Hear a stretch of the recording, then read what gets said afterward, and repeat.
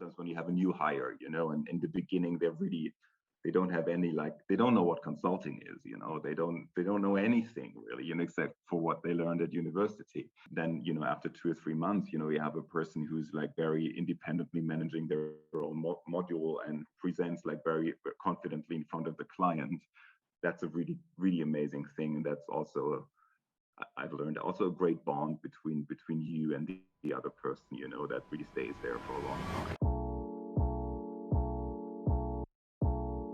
Hello, IE community. Welcome to this edition of our newsletter video. I am here today. I have the pleasure to be here with Henrik Sehnert, who is an IE graduate from the IMBA 2015. Is that right, Henrik? Yes, exactly. As far as I remember, yes. So we're proud of you because you've done some really interesting things in your career, both before IE and after. So currently, Henrik is a principal at BCG in Vienna, where he's been there for about six years or so. And dare I say, you're also the director of recruitment there as well. Is that right? Yes, absolutely. Yeah. So BCG is growing well, so growing a lot, rapid growth. So congratulations for that.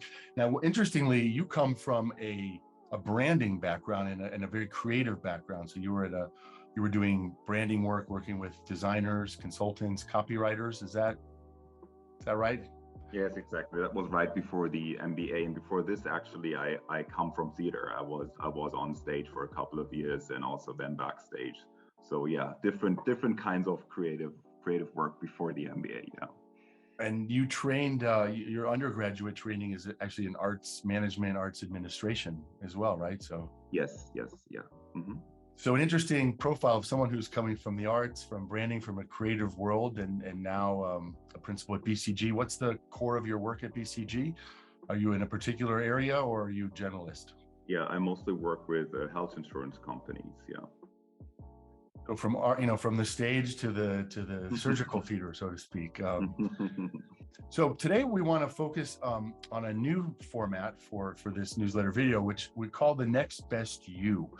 And at IE Business School, one of the things we're focusing on heavily is this idea that each of us ought to be, in a sense, constantly chasing after the next best version of ourselves. So maybe that's a good place to start. I mean, Henrik, do you agree with that statement? Yeah, absolutely. I mean, you just also quickly said a little bit about it. I mean, I've done lots of what people would would call probably career changes. I would call them just new opportunities, maybe. I've had lots of these moments, where I actually was questioning myself and was asking myself, what do I want to do next with my professional life? Yeah. So that's something that actually I'd like to dig into. Before I do, so this idea that we're chasing after the next best version of ourselves, or what we call the next best you, we think about it in three ways. So there's the kind of your career, which is what you just alluded to in some sense. So these are more of the kind of the hard skills that are associated with particular jobs we might be doing. Then we talk about your impact. So I mean, you could be, a genius marketer, a creative manager, or finance person, but yet your proposals end up in the drawer, as good as your hard skills might be, because you're not able to make things happen in the real workplace with real people. So at the business school, we're talking about this idea of your impact is your cognitive skills, these kind of problem solving skills, deeper skills that allow you to think at a deep level, and also behavioral skills, more commonly called soft skills, although I hate the term, as everyone knows, because they're the hardest to learn. So that's your impact, the ability to make things happen, and then your purpose, the idea that maybe as business professionals, we all ought to have some, let's say, higher sense of responsibility beyond our individual jobs, maybe to the planet, sustainable business, to society, social innovation, or just to the people around us that we work with, working well-being, thriving in the workplace. So let's dig in there. So I mean, to get to the next best version of ourselves, I would argue we need to pass through, let's call them game-changing moments, where something happens and it leads to some thinking and to some change. So you sort of alluded to the fact that maybe you've had some of those moments, and Would you be willing to share one of those with us? Yeah, sure. Yeah. Kick us off. And maybe there are also sometimes game-changing phases. It's maybe not just the blink of an eye, but maybe sometimes it's longer. And for me, it has always been when I tried something new. I would say, that I understood more and more with every career change. I understood a little bit more and more what is the skill set that I have that is actually transferable. And I think that's coming down to what the cognitive part as well as the behavioral part, like some basic skill set of problem solving, structuring your thoughts, which is very transferable between different jobs, different industries, and so on and so forth. And I also realized that, creating excitement in other people for a topic and also creating trust with other people is also something that really helped me, then succeed in different new areas also when I tried something new. Yeah. And did you, on either of those, so you mentioned one which is a little bit more cognitive, like sort of transferable thinking type skills, problem solving, and then you mentioned a more behavioral one, creating trust in teams, for example. Was there a moment where you, I don't know, were doing something, or a phase where you were going through where you said, you realized, all right, I've got some gaps I got to fill. Here's where I am, and this is where I need to be in problem solving, or this is where I am in terms of team management, teamwork, and this is where I need to be. And did those gaps exist for you, or was it more of a steady, self-driven improvement process? Yeah. So when I started at BCG, it was sometimes quite intimidating, even that, knowing that suddenly it's not just Henrik giving a recommendation, but it's BCG giving a recommendation. And I realized that I really had to be on top of my game when it comes to structuring, to problem solving, to really also deliver to these expectations, and to really also feel good with the recommendations that I give, because they're going to have like really big impact on the companies that we work for. Yeah, I had a very similar experience. I was a management consultant at one of the other firms when I was younger, and I had the same thing. You come from a background where you think you're a pretty good problem solver, but then you're put into an environment where literally every single person is a great problem solver, as good as you, or in many cases better. And I had that same kind of realization, like, wow, I've got to up my game. I thought my game was okay on this, but I got to up it. So that in that sense, the challenge comes from the environment. What about, you mentioned teamwork. Did you have any kind of game-changing moments where you had some issues in the team that caused a little turbulence, a little friction that you needed to deal with? Yeah, actually, that's something that happened at IE, and that I'm still very thankful to IE, and especially to my team colleagues, my classmates, because when we do this, of course, I think it's a very unique situation in the MBA that you have a team that doesn't have a hierarchy, right? And you have to sort out like what are the different roles and stuff, and I never like fully realized what my role in the team is, and also how I come across to other people. And then when we did the 360 feedback, it was very revealing actually to myself, that sometimes I came across much more dominant maybe to other people than I wanted to be and stuff like this. And that made me really aware of how important it is to be very sensitive to the different characters in your team, but also the different cultures that you might have in your team. And this is something which I think I started learning then, or I first realized that clearly there during the MBA, but I haven't finished learning about this until today. It's something that, like, whenever I'm on a new project, it's still something where you can get better in, where you have to like balance, the client's needs and the team's needs, which is, I think, a constant learning journey that never really ends.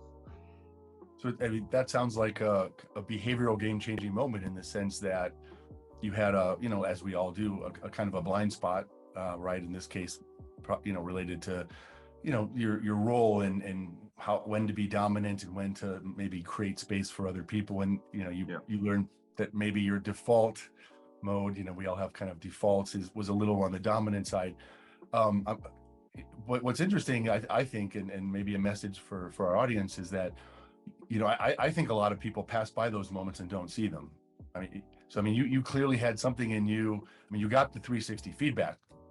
One could argue, well, once it's heard, but not everybody changes. So was there a process where you questioned the feedback and said, I have to ask myself, is this right? Or did you kind of take it as is when you got it? I think I've never received any feedback where I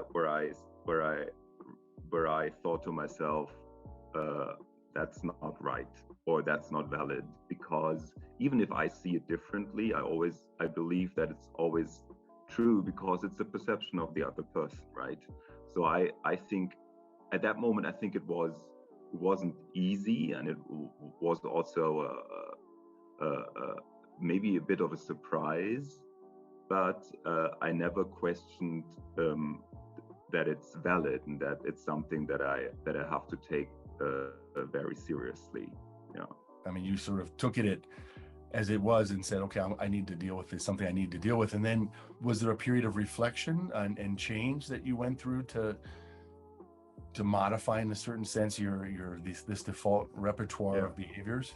Yeah, I mean, definitely. I mean, already during the MBA, of course, because we had 5 terms, I think, in 2015. So that was in the first term. So I had 4 more to work on it. And it was very helpful, of course, to receive more feedback than with other groups and so on and so forth. But also right now in my years at BCG, I've taken the opportunity to take coachings, for example, with like professional coaches, where it's not the only topic, but one topic for me is always, how do I manage the team? How do I create a great atmosphere in the team so everybody can deliver to their best, and so on and so forth. So so as I said, I think it's a constant learning journey. And as a principal, it's interesting. You mentioned you want to create that for other people. So as a principal, as a leader in your organization, do you think about, not necessarily literally, but I mean, are you thinking about how do you create these kinds of game-changing moments for your people so that when that goal happens, that they actually see it as and change themselves and become better? Yeah. Is that something that you actively cultivate, or is it more you wait for it to happen and it's more of a reactive thing? No, I think it's actually in BCG, it's something that we very actively cultivate, because development is so important for us. And like when I have a new team member, usually one of the things you do in the first couple of days of your working together is that you agree upon some development goals, for the team member. So you try to find out what are their areas of development that you could work on, and then you actually engineer those moments so this person can learn, and maybe when the moment happens for the first time, maybe it's just one of these, moments of truth where you realize, oh my God, I don't have that skill yet. But then you try to engineer several moments, or overall team setting, so that this person can actually learn this skill. And then after a couple of months or weeks, hopefully, is going to realize, oh yeah, I've really made a development here. And how does that feel for you as a manager? Well, when it works out, it's really amazing. I mean, especially like sometimes when you have a new hire, and in the beginning they don't have any, they don't know what consulting is, they don't know anything really, except for what they learned at university.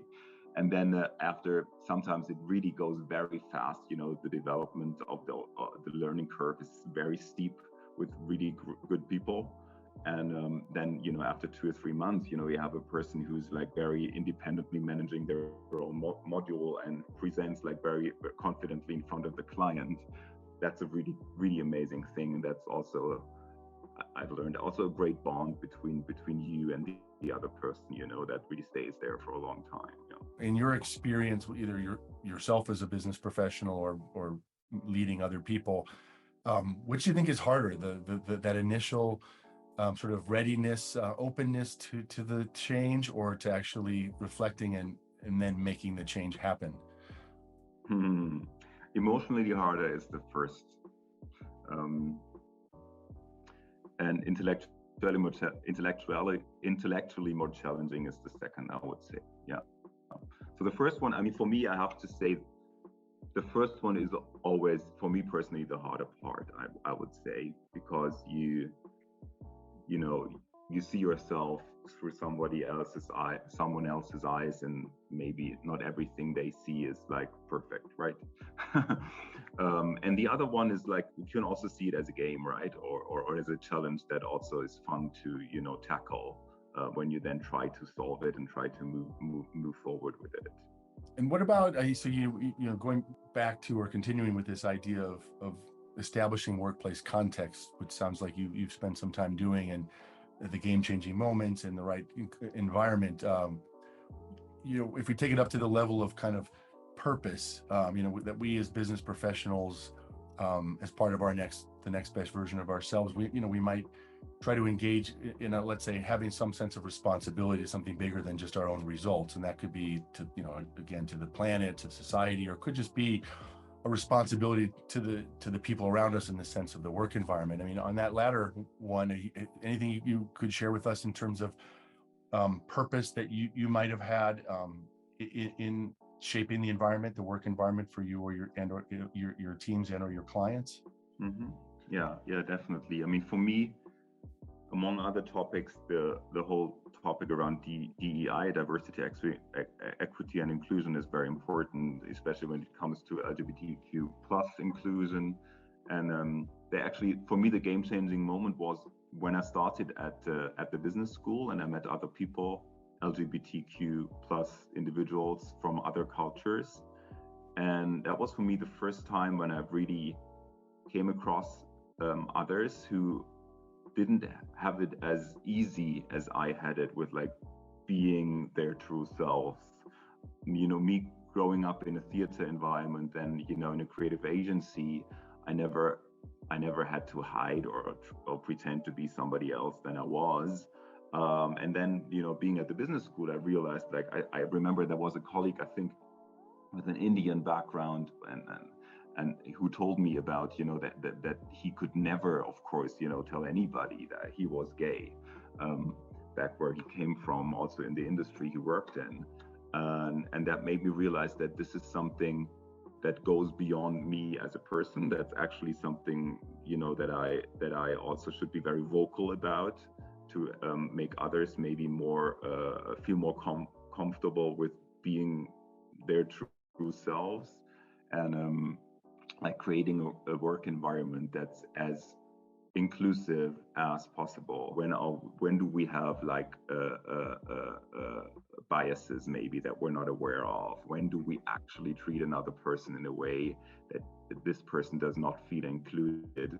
And this was just like the foundation, this experience at the IMBA for like being very engaged and in the IE Out Club, but also now at BCG being very active in the credit BCG community, and also in educating allies about DEI behavior. Yeah. Well, thanks for sharing that. That's a fantastic, I think, example of defining a sense of purpose, which you just articulated for us, and then in some sense aligning that sense of purpose with your work.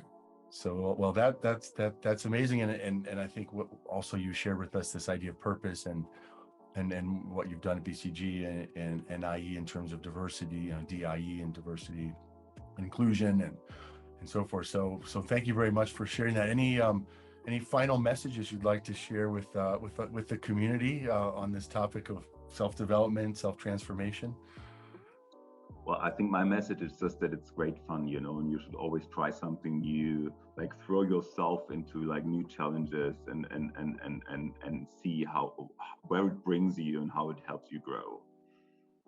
And we try to do that in school, at the business school. I'd like to think about, let's say a one-year master's degree as a giant behavioral lab where you can try new things, and it doesn't always feel safe, but it's a lot safer when you get out there in the real world. But I think your message is that needs to continue, that we all need to keep experimenting in the behavioral laboratory, and if we can create teams that have trust and safety and humility, as you said, I think then maybe that can happen. So great message for everyone. Thank you very much, Henrik, for taking the time to be with all of us.